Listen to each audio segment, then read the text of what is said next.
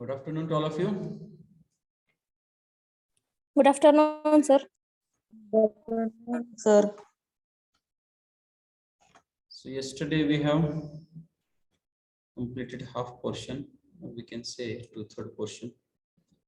1/3 is remaining. So this plane diffraction grating, or it is also called as transmission grating, we have started discussing the things. Before that, we have completed some basic points like definition of diffraction, then what is meant by a resolving power of an optical instrument, then Rayleigh's criteria of resolution, in that what is meant by just resolved condition, then well resolved condition and unresolved condition. So by using figures, we have discussed that in detail. Yesterday we have started discussing this descriptive point or big point, that is plane diffraction grating. तर यामध्ये आपण काय बघितलं, तर first paragraph मध्ये definition की diffraction grating काय असतं. So it is a large number of extremely narrow identical equispaced slits separated by opaque portion, that is scratched portion.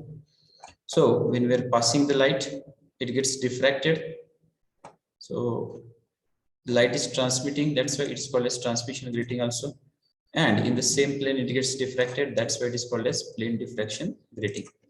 So initially this Fraunhofer fellow used the wooden frame and stretched wire to form the grating. Then in construction of good quality grating, what are the considerations or points? First, it should have large number of slits. Second, the spacing between the lines must be equal. म्हणजे त्या दोन्ही मधलं अंतर जे आहे तर ते same पाहिजे. Large number of lines and spacing equal. So what is meant by grating? So this is right side glass plate is nothing but diffraction grating, and left side if you see, so fine scratched lines are drawn so that we can get thousands of slits and we can get diffraction pattern. So when we pass the white light through the diffraction grating, we can get the spectrum. आपल्याला spectrum मिळतो, that is pure pattern on LHS RHS. Straight line जी आहे ती इथे तुम्ही बघू शकता. आता आपण जे डिस्कस करतो थिअरी ऑफ डिफ्रॅक्शन ग्रेटिंग, तर स्ट्रेट लाईन जी आहे तर ती आपल्याला white straight as it is दिसते. जेव्हा ती डिफ्रॅक्ट होते त्यावेळेस मग आपल्याला मोनोक्रोमॅटिक सोर्स असेल मॅक्झिमम मिनिमम इंटेन्सिटी, पॉलिक्रोमॅटिक सोर्स असेल तर वेगवेगळ्या कलरचे डिफ्रॅक्शन पॅटर्न आपल्याला दिसतात. So next in theory, what we have discussed, the diffraction grating consists of, so this portion we have repeated in introduction. आणि इथं आपण काय डिफाइन केलं तर ग्रेटिंग कॉन्स्टंट म्हणजे काय, किंवा त्यालाच आपण ग्रेटिंग एलिमेंट म्हणतो. तर जी विड्थ आहे कशाची, तर ट्रान्सपरंट रिजनची आणि ओपेक रिजनची, तर तिला आपण स्मॉल ए आणि बी जर कन्सिडर केलं तर याची जी सम आहे small a plus b is nothing but called as grating constant. म्हणजे जर आपण ग्रेटिंगचा टॉप व्ह्यू कन्सिडर केला here like this, so here this is nothing but transparent region, width is A, opaque region width is B, so A plus B we can get grating constant or grating element. त्यानंतर आपण दोन cases discuss केल्या. पहिल्यांदा जेव्हा straight line मध्ये आपण ती light collect करतो त्यावेळेस आपल्याला काय मिळतं, आणि त्यानंतर जेव्हा ती डिफ्रॅक्ट होते थिटा अँगलनं तर त्यावेळेस आपल्याला काय मिळतं, तर ते आपण इथं डिस्कस केलं की जेव्हा आपण लाईट जी वेव्हलेंथ लॅम्बडा आहे ती जर इन्सिडेंट केली ग्रेटिंग सरफेसवर तर काय होतं, तर लाईट जी आहे तर ती स्ट्रेट पास होते आणि काही भाग डिफ्रॅक्ट होतो. तर आपण लेन्सनं ते कलेक्ट करतो. तर जेव्हा त्यात आपण स्पेसिफिक पॉईंट परत कन्सिडर केले ए आणि सी, त्या ग्रेटिंगचे स्पेसिफिक पॉईंट कन्सिडर केले की ए आणि सी पासून लाईट काय होते, तर पी म्हणजे सेंट्रल मॅक्झिमाला पोहोचते, ती इन फेज असते, आणि आपण लेन्सनं तिला एकत्र केलं तर आपल्याला काय मिळतो, सेंट्रल मॅक्झिमम मिळतो. त्यानंतर आपण दुसरी कंडिशन कन्सिडर केली की जर थिटा अँगलनं तो डिफ्रॅक्ट झाला तर ती लाईट सगळी करेक्ट होऊन कुठे जाते, तर P1 ला जाते. ठीक आहे. आता हा P1 जो आहे तर तो मॅक्सिमम इंटेन्सिटी आहे का मिनिमम इंटेन्सिटी, हे आपल्याला जो पाथ डिफरन्स इंटिग्रल मल्टिपल आहे का ऑड मल्टिपल आहे त्याच्यावरनं ठरवतो आपण. मग त्याच्यासाठी इथं आपण काय म्हटलंय, तर आपण AD परपेंडिक्युलर टाकली आणि CD हा पाथ डिफरन्स झाला, तर ते आपण या फिगर मध्ये बघितलं. Okay, so here if you see, I have yesterday also I have drawn this portion. हा जो पोर्शन आहे तर आम्ही इथं दाखवलेलं काल जर आपण हे कन्सिडर केलं, ठीक आहे, ही लाईट इथून येते जी सोर्स पासून आली आहे, आपण एरो दाखवतो त्याला, सोर्स पासून लाईट आलेली आहे तर इथून पास होणार ती, आणि जर आपण ती अँगल थीटाने डिफ्रॅक्ट केलेली दाखवली तर ही अशी जाणार जी आपण इथे दाखवतोय तिरकी, आणि याला जर आपण परपेंडिक्युलर ड्रॉन केलं 90 डिग्री तर ही आहे कॅपिटल ए हा पॉइंट, कॅपिटल बी सी याला आपण डी म्हणतो इथं. तर हे फिगर ड्रॉ करताना लक्षात ठेवा ए बी सी डी, इथं काय केलंय जी दिले तर त्याच्याऐवजी डी कन्सिडर करा, नाही तर ओ च्या ऐवजी हा पी आहे असं कन्सिडर करा. So here we are drawing AD perpendicular to this light from point C. So CD will be the path difference. आपण path difference काय ते बघितलेले आहे, तर जो एक्स्ट्रा पाथ असतो त्याला आपण म्हणतो path difference. So here this CD will be the path difference and this is nothing but our angle theta. तर हा आपण theta angle जो आहे तर तो कन्सिडर करतो. Now we continue our discussion to the next slide. इथे तुम्ही बघू शकता स्मॉल ए स्मॉल बी म्हणजे काय तर विड्थ आहे, ठीक आहे, small a and small b width of this transparent region and opaque region. तर याची आपण जी सम आहे ए प्लस बी त्यालाच आपण काय म्हणतो तर त्याला आपण म्हणतो ग्रेटिंग कॉन्स्टंट किंवा ग्रेटिंग एलिमेंट. तर यामध्ये A B plus B C म्हणजे ए सी जो आहे तो काय येणार ए प्लस बी, हे लक्षात ठेवा. Now we move to the next slide.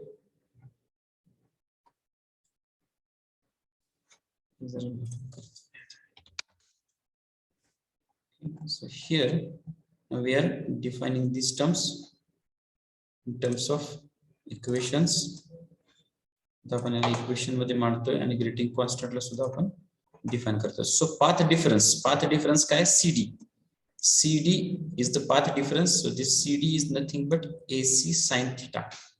हे कसं आलं बघा, ट्रायंगल येऊ का तुमच्या समोरच आहे हा ट्रायंगल ACD जर आपण घेतला, ठीक आहे, तर इथं साइन थिटा काय येतोय, साइन थिटा कोणासमोरील बाजू डिवाइडेड बाय कर्ण, बरोबर आहे का?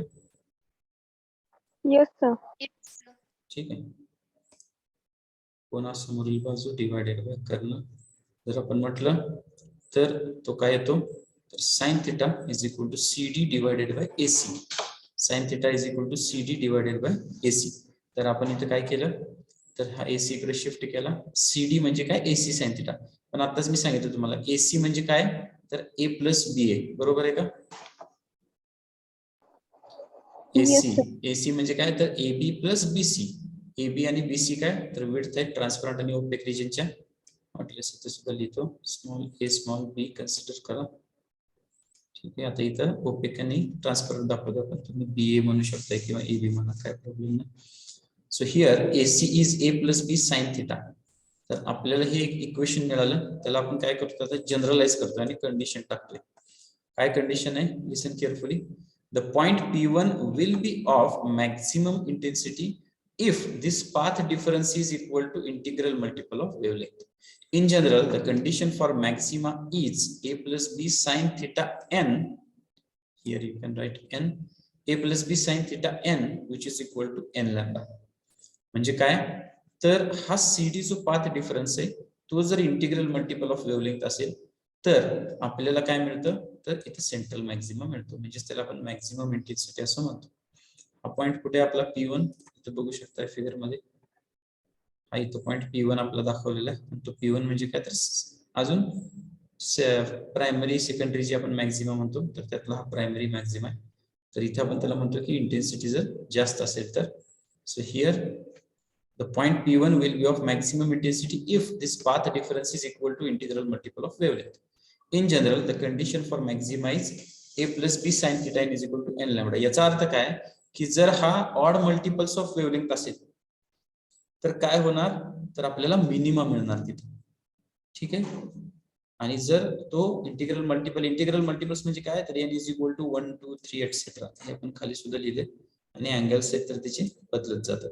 Wear theta n is the direction of the nth principal maximum. Theta n म्हणजे कुठला अँगल आहे, तर तो nth म्हणजे शेवटचा जो सेंट्रल मॅक्झिमम आहे त्याच्यासाठीची कंडिशन, म्हणजे जनरलाइज आपण करतोय या इक्वेशनला. ठीक आहे. So putting n is equal to 1 2 3 angle theta 1 theta 2 theta 3 etcetera corresponding to directions, we can obtain these details. Now what is the value of grating constant? In above equation, a plus b is called the grating constant or grating element. Here a is the width of the slit and b is the width of the opaque portion. So we are writing this as a plus b is equal to 2.54 divided by number of lines per inch, or a plus b is equal to 1 divided by number of lines per centimeter. तर a plus बी म्हणजे काय, तर 2.54 भागिले number of lines per inch. जर पर inch काढायचं असलं तर 2.54 आपण इथे दाखवतो. नसेल तर फक्त सेंटीमीटर मध्ये काय येणार, 1 divided by number of lines per centimetre. Okay. So this is the point which is complete today. तर यामध्ये आपल्याला एक इक्वेशन मिळाले, हे लक्षात ठेवा, हे महत्वाचं आहे. This equation is a plus B sine theta n is equal to n lambda. आणि आपल्याला ग्रेटिंग कॉन्स्टंट आणि ग्रेटिंग एलिमेंटची व्हॅल्यू जी आहे सेमच आहे दोन्ही. इथे दोन दिसतात म्हणजे ते दोन वेगळे नाहीयेत.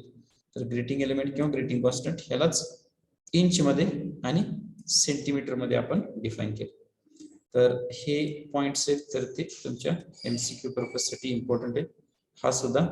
आणि हे इक्वेशन आपण पुढच्या डेरिव्हेशन मध्ये पण वापरणार आहोत, and of course in the numerical also. Okay, so are you getting this point, theory of diffraction grating? Yes, sir. Yes, sir. ठीक आहे. तर इथे तुम्ही आता काय करा, मी उलट लिहितो, तुम्ही म्हणाल इकडे एक म्हणताय आणि इकडे एक सांगताय. ठीक आहे. ट्रान्सपरंट आणि ओपेक, ए आणि बी आपण म्हणून specifically. So this figure is important one. He figure काढून घ्या किंवा त्याचा फोटो किंवा स्क्रीनशॉट घ्या. कारण हे तुम्हाला जर कन्फ्युजन झालं त्या फिगर मध्ये तर तुम्ही ही फिगर रेफर करू शकता. ठीक आहे. यामध्ये दाखवलंच आहे, पण ही मोठी फिगर असल्यामुळं तो पोर्शन छोटा दिसतो, तर त्यालाच आपण इथे झूम केलंय असं समजा.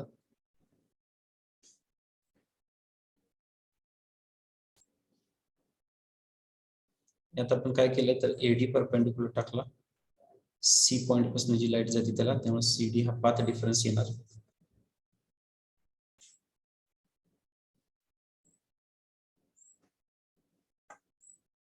ठीक आहे. So I hope that this point is clear to you. आपण थेरी जी आहे तर ती डिस्कस केली कशाची, तर डिफ्रॅक्शन ग्रेटिंगची, ज्यामध्ये आपण स्टार्ट केली त्याच्या डेफिनेशन ना, जुनं ग्रेटिंग कसं होतं, गुड क्वालिटी ग्रेटिंगची कंडिशन काय, त्यानंतर ग्रेटिंग कॉन्स्टंट, ग्रेटिंग एलिमेंट म्हणजे काय, जर लाईट स्ट्रेट आली तर काय होतं, आणि थिटाने डिफ्रॅक्ट झाली तर काय होतं, हे आपण डिस्कस केलं. कंडिशन्स मांडल्या पाथ डिफरन्स आणि इंटिग्रल मल्टिपल ऑफ वेव्हलेंथच्या, आणि त्याला जनरलाइज केलं, and grating constant, grating element सुद्धा डिफाइन केलं. तर हे इक्वेशन आता लक्षात ठेवा, हे म्हणजे आपल्या पुढच्या डेरिव्हेशनचा पहिलाच पार्ट आहे, ज्यामध्ये इथं मी तुम्हाला काय म्हटले, साइन ऑफ थिटा एन, हे फक्त लक्षात ठेवा. हे एन लॅम्बडा घेतल्यामुळं थिटा एन, जर एन 1 असेल तर हा नुसता लॅम्बडा येणार, हा येणार थिटा 1. जर 2 घेतलं एन तर हा येणार 2 लॅम्बडा, हा येणार थिटा 2. या पद्धतीने आपण याला लिहितो. ठीक आहे. So we now move to the next point, that is, आपण आता काय बघितलं, आपण रिझॉल्विंग पॉवर म्हणजे काय ते बघितलं. Okay. So can anybody tell me what is mean by resolving power? Perfect definition नाही, तुम्हाला जे समजलं किंवा त्याचं मिनिंग सांगू शकता. What is mean by resolving power of an optical instrument? Anybody? हा, Aarti, you want to share something, or any other student, no problem. Resolving power म्हणजे काय, तर त्या इन्स्ट्रुमेंटचा वापर करून, हा please. Ability to distinctly separate images of two bodies located at same point or close. Okay, ठीक आहे. तर आपण काय करतो, तर ते इन्स्ट्रुमेंट आहे, तर जे काही आपल्याला बघायचंय तर ते क्लिअरली सेपरेटली आपल्याला दाखवू शकतं. तर ती त्याची रिझॉल्विंग पॉवर झाली. तर रिझॉल्विंग पॉवर जी आहे त्याच्यासाठी काय पाहिजे, तर जस्ट रिझॉल्व्ड कंडिशन सॅटिस्फाय केली पाहिजे. ठीक आहे, जस्ट रिझॉल्व्ड कंडिशन काय आहे, आता हे मी का डिस्कस करतोय परत, कारण का पुढचा पॉईंट याला लिंक्ड आहे. जस्ट रिझॉल्व्ड कंडिशन म्हणजे काय, तर central maximum of first coincides with the first minimum of second and vice versa. याला आपण म्हणतो जस्ट रिझॉल्व्ड कंडिशन. म्हणजे ही कंडिशन जेव्हा सॅटिस्फाय होते त्यावेळेस आपण त्याला त्याची रिझॉल्विंग पॉवर सफिशियंट आहे असं म्हणतो. Now we are discussing about resolving power of grating. म्हणजे आपण रिझॉल्विंग पॉवर म्हणजे काय ते बघितलंय आणि थिअरी ऑफ डिफ्रॅक्शन ग्रेटिंग बघितलं. आता आपल्याला काय करायचंय, तर रिझॉल्विंग पॉवर ऑफ ग्रेटिंग काढायचं. Okay, so this is the next point which is called the resolving power of grating. आता हे काय आपण ते चेक करू. त्याच्यासाठी पहिल्यांदा याची डेफिनेशन, जस्ट रिझॉल्व्ड ची कंडिशन आणि फिगरचा यूज करून आपण इक्वेशन डिफाइन करतोय आणि शेवटी आपण रिझॉल्विंग पॉवर ऑफ ग्रेटिंग मांडतो. Okay, the resolving power of a grating is defined as, आपण त्याला कसं डिफाइन करतो, the ratio of wavelength of any spectral line to its difference of wavelengths between this line and a neighboring line such that the two spectral lines can just be seen as separate. आता याचा अर्थ काय आपण बघू. The resolving power of a grating is defined as, ह्याची definition काय, the ratio of, हा ratio आहे कशा कशाचा, तर इथे काय म्हटलंय, wavelength of any spectral line. म्हणजे समजा लॅम्बडा, त्या स्पेक्ट्रल लाईनची वेवलेंथ आपण घेतली लॅम्बडा, रेशिओ आहे म्हणजे काय येणार, डिवायडेड बाय 2, म्हणजे divided by it's difference of wavelength between this line and A neighbouring line. म्हणजे शेजारची त्याच्याची स्पेक्ट्रल लाईन आहे, त्याच्यातला आणि याच्यातला जो डिफरन्स आहे तर तो डिफरन्स खाली येणार म्हणजे काय, डी लॅम्बडा. म्हणजे समजा ही लॅम्बडा 1 आहे, दुसरी लॅम्बडा 2 आहे, त्या दोन्हीचा डिफरन्स काय येणार, D lambda. Such that two spectral lines can be just seen as separate. Condition अशी पाहिजे की या दोन लाईन्स आहेत तर या सेपरेट दिसल्या पाहिजेत. असं नको की मिक्स दिसतात, ब्लर दिसतात आणि आपल्या लक्षात येत नाही. So here this just resolved condition can be satisfied. इथं जस्ट रिझॉल्व्ड कंडिशन ही सॅटिस्फाय झाली पाहिजे आणि त्यानंतर आपण हा जो रेशो आहे यालाच काय म्हणतो, तर resolving power of grating, that is lambda divided by D lambda. For example, sodium source spectral line आपल्याला माहिती 5896 एंगस्ट्रॉम अँड 5890 एंगस्ट्रॉम, दोन येलो लाईन्स आपल्याला मिळतात. ठीक आहे, लॅम्बडा 1 लॅम्बडा 2. तर आपण जी मोठी ती पकडतो इथं. So lambda is 5896, what is the difference, 6 angstrom, that is D lambda. So this ratio gives us the resolving power and we are defining that in other terms also that we have to discuss. Okay, so this definition is clear. Resolving power of diffraction grating is clear. Yes, sir. आता हे Yes, define, आता हे आपण define केलं. आता actually आपण याची value काढतोय, त्याच्यासाठी आपण काय कन्सिडर केलंय, तर नेक्स्ट स्लाइडला जाऊ. इथं आपण काय कन्सिडर केलंय आता हे सगळं सांगतो, त्यानंतर आपण पॅराग्राफ्स वाचूया. तर जस्ट रिझॉल्व्ड कंडिशन सॅटिस्फाय झालेले आपण प्लॉट्स काढले. आता हे जर मी झूम केलं तर तुमच्या लक्षात येईल की आपण जे जस्ट रिझॉल्व्ड कंडिशन आहे तीच इथे दाखवतोय. ठीक आहे, मी वाटल्यास ड्रॉ पण करून दाखवतो. जस्ट रिझॉल्व्ड कंडिशन म्हणजे काय आपली, तर दोन सेंट्रल मॅक्सिमा आपण घेतो आणि ते एकमेकाला कोइन्साइड करतात असे. ठीक आहे, तर इथे तुम्ही बघू शकता, इथे सुद्धा तेच केलेले आपण. एक डॉटेड लाईन्स आहे, एक डार्क लाईन आहे. तर हा P1 म्हणजे सेंट्रल मॅक्सिमा, हा P2 त्याचा सेंट्रल मॅक्सिमा आणि याचा फर्स्ट मिनिमा म्हणजे याचा सेंट्रल मॅक्सिमा अँड व्हाइस वर्सा. Is it visible? yes, sir. ठीक आहे, तर आपण इथं आपण काय काय कन्सिडर केले बघा. हे आपलं ग्रेटिंग आहे, हे जे दिसते ते ग्रेटिंग आहे. हा सोर्स आहे, या सोर्स मधून आपण लाईट पास केली, ग्रेटिंग पासून जी स्ट्रेट लाईन आपण कलेक्ट केली. ठीक आहे, तर ती इथं आहे जो आपण पी म्हणूया थोडक्यात. आणि थिटा एन म्हणजे nth कंडिशन आपण घेतली आणि डी थिटा एन यातला फरक काय, तर थिटा एन म्हणजे लॅम्बडा जी वेव्हलेंग्थ आहे तर त्याचा सेंट्रल मॅक्सिमा आपल्याला या थिटाला मिळतो. आणि दुसरा जो पॅटर्न आहे तो आहे लॅम्बडा प्लस डी लॅम्बडा, तो आपल्याला theta n plus d theta n ला मिळतो. आताच मी सांगितलं तुम्हाला की सोडियमच्या दोन लाईन्स कन्सिडर करा, एक आहे 5896 अँगस्ट्रॉम, दुसरा आहे 5890 अँगस्ट्रॉम. तर आपण हे इथे कन्सिडर करतो. या दोन लाईन्स आपण nth ऑर्डर मध्ये कन्सिडर केल्यात आणि त्याचे इक्वेशन आपण मांडतो. तर मगाशीच आपण इक्वेशन बघितलंय, शेवटची जी स्लाइड आहे कशाची, तर थिअरी ऑफ डिफ्रॅक्शन ग्रेटिंगची, त्यामध्ये आपण ते इक्वेशन आहे तर ते मांडलं बघा. आठवतंय का कुठलं इक्वेशन काय होतं ते, a plus B sine theta n which is equal to n lambda, बरोबर आहे का. आताच आपण हे डिफाइन केलं, a plus B sine theta n is equal to n lambda. हे कसं डिफाइन केलं आपण, तर cd is equal to ac sine theta, ac म्हणजे a प्लस बी आणि cd म्हणजे पाथ डिफरन्स, तो इंटिग्रल मल्टिपल ऑफ वेव्हलेंग्थ आहे, त्यामुळे हे येणार a plus B sine theta n is equal to n lambda. तर हेच इक्वेशन आपण या लॅम्बडा साठी इथे घेतोय आणि लॅम्बडा प्लस डी लॅम्बडा साठी हा अँगल आहे तर तो ऍड करतो. ठीक आहे, तर आपण हे आता चेक करूया एक्सप्लेनेशन मध्ये. ठीक आहे, तर हे इक्वेशन तुम्ही बघू शकता. जरा लांब करतो. So here a plus B sine theta n is equal to n lambda, हे बघा इथे लिहिलेलं इक्वेशन, बरोबर आहे का. a plus B sine theta n, इथे थिटा n आहे लक्षात ठेवा, theta n is equal to n lambda. So now I will read this paragraph, then we will discuss. In figure, this xy is the grating surface and mn is the field of view of the telescope.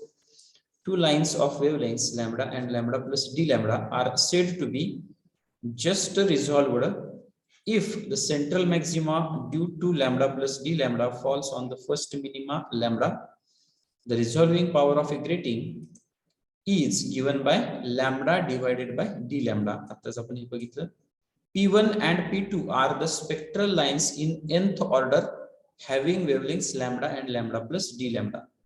P1 याच्या wavelength काय, lambda आणि lambda plus d lambda nth order मध्ये आहेत, तेच आपण इथे define करतोय. P1 and P2 are the spectral lines in nth order having wavelengths lambda and lambda plus d lambda. The two wavelengths will give their own diffraction patterns. According to Rayleigh's criteria, the two patterns would be just resolved if the principal maxima of one falls on the first secondary maxima of other in any order. तर इथे फक्त आपण Rayleigh's criteria ची condition परत एकदा repeat करतोय की Rayleigh's criteria ची कंडिशन काय असते, तर central maxima of one falls on or coincides on the first minimum of second and vice versa. तर तेच इथे आपण काय केलेलं तर सांगतोय आपण. नेक्स्ट आपण आता काय करतोय, त्या सेंट्रल मॅक्सिमाचे किंवा प्रिन्सिपल मॅक्सिमाचे इक्वेशन्स आपण काय करतोय तर डिफाइन करतोय. The direction of the nth principal maxima for wavelength lambda is given by a plus b sin theta n is equal to n lambda. a plus b sin theta n is equal to n lambda. हे कशासाठी झालं तर wavelength lambda साठी angle किती असतो, theta n nth ऑर्डरचा. The direction of the nth principal maxima for wavelength lambda plus d lambda is given by, ह्याला काय येणार बघा आता, a plus b sin of theta n plus d theta which is equal to n into lambda plus d lambda. आता वरचं जर equation घेतलं खालचं इक्वेशन घेतलं तर यामध्ये फरक काय दिसतोय बघा. ठीक आहे, या दोन्ही मध्ये फरक काय, तर a plus b सेम आहे, साइन ऑफ इथं थिटा n आहे, इथे theta n plus d theta आहे, इथे n लॅम्बडा आहे, इथे n into lambda plus d lambda आहे. हे काय झालं तर तुम्ही फिगर बघितलं तर लक्षात येते. ठीक आहे, फिगर मध्ये इथं बघा लॅम्बडा साठी इक्वेशन हा थिटा n चा अँगल असल्यामुळे थिटा n चे येतं आणि लॅम्बडा प्लस डी लॅम्बडा साठी डी थिटा n चे येणार नाही, theta n plus d theta n त्यात आपण ऍड करतो. इथे सुद्धा लॅम्बडा मध्ये प्लस डी लॅम्बडा आपण ऍड करतो. Is it clear. Yes sir. तर याचा वापर करून आपण आता हे दोन कंडिशन्स टाकले. नेक्स्ट आता आपण पहिल्यांदा वाचतो ते आणि नंतर हे लक्षात येतं का बघा. Now listen carefully. That is our last slide. Now listen carefully. These two lines will appear just resolved if the angle of diffraction theta n plus d theta also corresponds to the direction of first minima after the nth principal maxima at p1. This is possible if the extra path difference introduced, which is lambda divided by capital N, where capital N is the total number of lines on the grating surface. याचा अर्थ काय तर आपण रॅलिस criteria वरून काढू शकतो. आपण काय म्हणतो तर पहिल्याचा सेंट्रल मॅक्सिमा हा दुसऱ्याचा फर्स्ट मिनिमा असतो, बरोबर आहे का? Yes, sir. ठीक आहे. याच्या उलट काय होणार, दुसऱ्याचा सेंट्रल मॅक्सिमा हा पहिल्याचा फर्स्ट मिनिमा सुद्धा असतो. Is it correct? तर आपण इथं आता काय करतोय, हे आहे आपलं P1. आता ते आडवं दाखवलंय आपल्याला. हे आहे P2. तर P2 साठीचं इक्वेशन आपण काय घेतलं तर a plus B sine of theta n plus d theta is equal to n into lambda plus d lambda हे आपण घेतलं. तर हे कशाचं आहे तर हे P2 चं सेंट्रल मॅक्सिमाचं इक्वेशन आहे. पण हा सेंट्रल मॅक्सिमा म्हणजे P1 चा फर्स्ट मिनिमा सुद्धा आहे. म्हणून आपण काय केलं तर फर्स्ट इक्वेशन मध्ये ही कंडिशन टाकली. म्हणजे काय a plus B sine of theta n plus d theta वाढवला आपण आणि इथं n लॅम्बडा जो आहे त्याच्यामध्ये हा एक्स्ट्रा पाथ डिफरन्स आपण जो आहे तर तो वाढवलेला. आता हा कशावर डिपेंडेंट आहे, हा फॅक्टर कुठून आला तर वेव्हलेंग्थ काय आहे आणि त्या ग्रेटिंगवर टोटल नंबर ऑफ लाईन्स किती आहे याच्या रेशोवरनं हे डिसाइड होतं. तर हे आपण याच्यामध्ये ऍड केलेले lambda divided by capital N. So n lambda plus lambda divided by capital N म्हणजे आपण पहिल्या इक्वेशनला या मॉडिफाईड इक्वेशन मध्ये कन्वर्ट केलं, ज्यामध्ये आपण काय म्हणतोय लक्षात येते का बघा की दुसऱ्याचा सेंट्रल मॅक्सिमा हा पहिल्याचा फर्स्ट मिनिमा सुद्धा आहे. त्यामुळे आपण पहिल्या इक्वेशन मध्ये या कंडिशन्स ऍड केल्या आणि आता आपण काय करतोय ह्या दोन्ही इक्वेशन्सला कंपेअर करतोय. कुठल्या कुठल्या तर दुसरं इक्वेशन आणि फर्स्ट मिनिमा पहिल्याचा जो आहे त्याचं इक्वेशन. तर आपल्याला काय मिळतं from equation 2 and 3 we get. आता इक्वेशन 2 म्हणजे कुठलं तर हे खालचं, ठीक आहे. इक्वेशन 2 वाटल्यास मी हे परत एकदा लिहितो आणि आपण त्या स्लाइडला शिफ्ट करू. इक्वेशन काय बघा a plus B sine of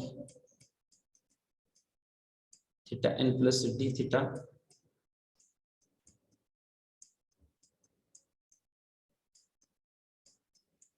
which is equal to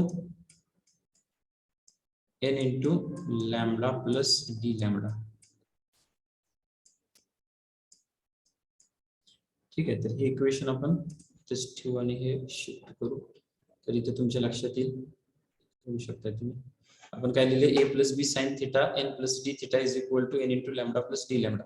हे आहे P2 चे इक्वेशन आणि P1 चे जे इक्वेशन आहे त्याच्यात आपण काय मॉडिफाय केलं तर थिटा हा डी थिटा ऍड केला इकडं का तर तो फर्स्ट मिनिमा पण आहे, जो दुसऱ्याचा सेंट्रल मॅक्सिमा आहे तो पहिल्याचा फर्स्ट मिनिमा सुद्धा आहे. तर ही कंडिशन सॅटिस्फाय करण्यासाठी आपण हा डी थिटा ऍड केला आणि n लॅम्बडा मध्ये हा लॅम्बडा बाय n हा जो एक्स्ट्रा पाथ डिफरन्स आहे तर तो इंट्रोड्यूस केला. तर यातनं आपल्याला काय मिळणार आहे तर फ्रॉम इक्वेशन 2 and 3. 2 म्हणजे काय तर हे इक्वेशन आहे, 3 म्हणजे काय तर हे इक्वेशन आहे. तर 2 and 3 मधली कुठली साइड सेम आहे बघा. Which side is same? 2 and 3. LHS is same or RHS is same? LHS is same. LHS is same. म्हणजे इथं सुद्धा a plus B sine of theta n plus d theta आहे. इथं सुद्धा a plus B sine of theta n plus d theta आहे. इथं आहे n into lambda plus d lambda. इथं आहे n lambda plus lambda by n. तर तेच आपण इथं लिहिलं. RHS च्या व्हॅल्यूज आपण लिहिल्या. So n lambda plus lambda by n म्हणजे ही व्हॅल्यू आणि n lambda plus n into d lambda म्हणजे ही व्हॅल्यू. याला फक्त मल्टिप्लाय केलं n आत. तर हे येतं n into lambda n lambda n into d lambda n into d lambda इथे लिहिलं आपण. तर यात सुद्धा हे सेम आहे, एकमेकाला कॅन्सल करणार आणि राहतं काय n into d lambda is equal to lambda by n किंवा lambda by d lambda is equal to capital N into small n.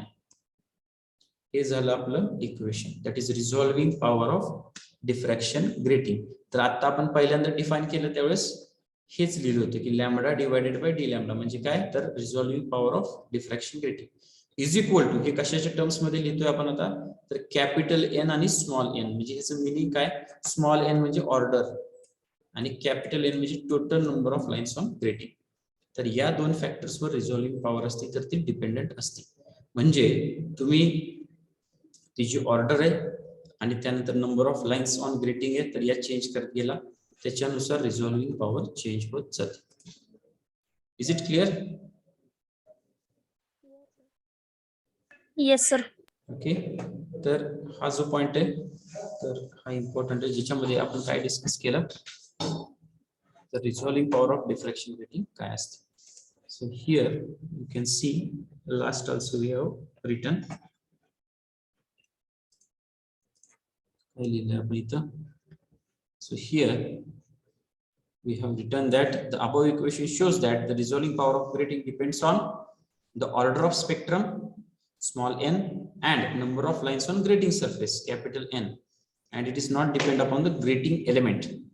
Grating element म्हणजे काय, तर width जी आहे त्या स्क्रॅच्ड लाईन आणि ओपेक लाईनची, तर त्याच्याशी रिलेटेड हे कंटेंट जो आहे तर तो कनेक्ट होत नाही, तर तो त्याच्यावर डिपेंडंट नाहीये ग्रेटिंग एलिमेंटवर. तर तो कशावर डिपेंडंट आहे, तर तो या दोन फॅक्टरवर डिपेंडंट आहे, total number of lines on grating surface and order of this angles and order of this spectrum. Okay, so I hope that it is clear to you. तर हे मी परत एकदा इन शॉर्ट रिपीट करतो, लक्ष द्या.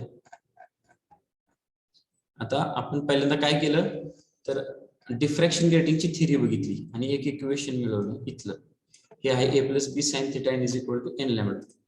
ठीक आहे. नेक्स्ट रिझॉल्विंग पॉवर मध्ये पहिल्यांदा आपण याला डिफाइन केलं की डेफिनेशन काय, तर हा रेशियो आहे कशा कशाचा, तर वेव्हलेंथ आणि त्याच्या शेजारची वेव्हलेंथ आहे याचा difference, that is called as resolving power. Next आपण काय केलं, तर nth ऑर्डरच्या दोन सेंट्रल मॅक्झिमाला कम्पेअर केलं P1 P2, एकाची वेव्हलेंथ आहे लॅम्बडा, दुसरीची आहे lambda plus d lambda, angle आहे थिटा n आणि दुसऱ्याचा आहे theta n plus d theta. तर हे कम्पेअर केलं, त्यामध्ये आपण काय टाकलं, तर जस्ट रिझॉल्व्ड कंडिशन ही सॅटिस्फाय केली पाहिजे. ती जर कंडिशन सॅटिस्फाय केली असेल तर आपण पुढं प्रोसीड करतो. याचा नेमका अर्थ काय समजून घ्या, की त्या ग्रेटिंगमुळे समजा दोन स्पेक्ट्रल लाईन्स आहेत, त्या ग्रेटिंगमुळे जर या दोन स्पेक्ट्रल लाईन्स आपल्याला चांगल्या पद्धतीने सेपरेट दिसत असतील, याचा अर्थ तिची रिझॉल्विंग पॉवर चांगली आहे आणि सॅटिस्फॅक्टरी आहे. पण या जर दोन लाईन्स इतक्या क्लोज आहेत की त्या आपण डिफरन्शिएटच करू शकत नसतो, तर याचा अर्थ त्या ग्रेटिंगची रिझॉल्विंग पॉवर तेवढी नाही. तर ती किती असावी स्टँडर्ड आणि ती कशावर डिपेंडंट आहे, तर हा फॅक्टर आपण इथं डिस्कस करतोय. ठीक आहे. So here we have defined these equations. nth principal maxima साठी हे येणार, त्यानंतर nth प्रिन्सिपल मॅक्झिमा मध्ये जी दुसरी वेव्हलेंथ आहे तिच्यासाठी हे इक्वेशन येणार. आणि आपण परत काय केलं, तर परत हे म्हटलं की दुसऱ्याचा जो सेंट्रल मॅक्झिमा आहे तो पहिल्याचा फर्स्ट मिनिमा सुद्धा आहे. These two lines will appear just resolved if the angle of diffraction also corresponds to the direction of first minima after the nth principal maximum at P1. Direction of first minima कशाचा, after the nth principal maximum at P1. म्हणजे P1 चा principal Maxima नंतर जो first minima येतो तर त्याचा सुद्धा angle किती, तर हाच आहे.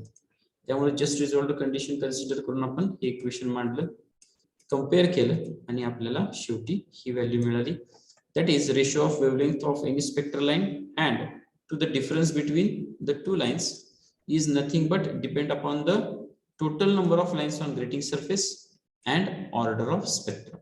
Okay, is it clear?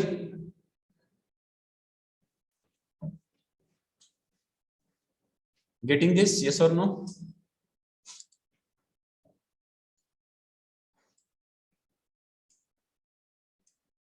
Hello. Yes, sir.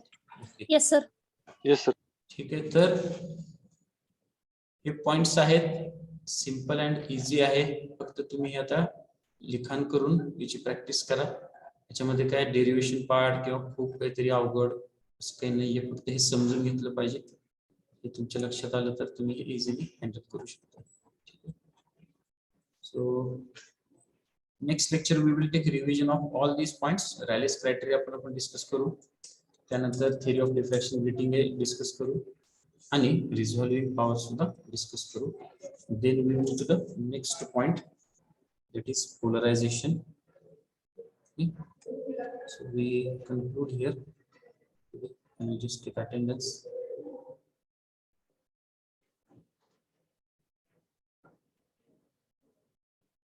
Roll number 19, 20. Sorry, 19 is present with me. 22, 23, 24.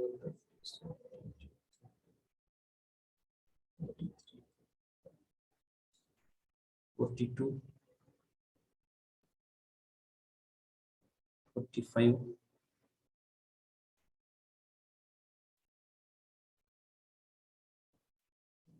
39.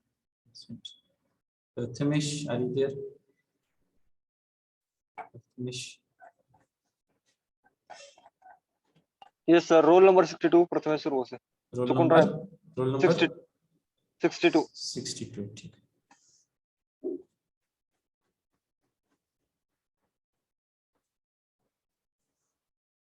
Okay, so we conclude here and we will discuss the revision of these points, plus we go for the polarization part.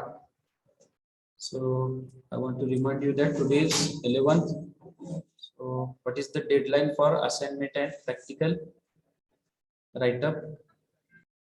किती तारीख ठरली आपली? 15 February. तर तुमच्या लक्षात आलं असेल चौथा चॅप्टर म्हणजे काय आहे, तर 4 डेरिव्हेशन्स आहेत. तिसरा चॅप्टर आहे तो डिस्क्रिप्टिव्ह आहे. त्यातलं काय काय लिहायचं, कसं कसं लिहायचं हे सगळं आपण डिस्कस केलेलं आहे, सांगितलेलं आहे. तर त्यानुसार ते कम्प्लीट करा.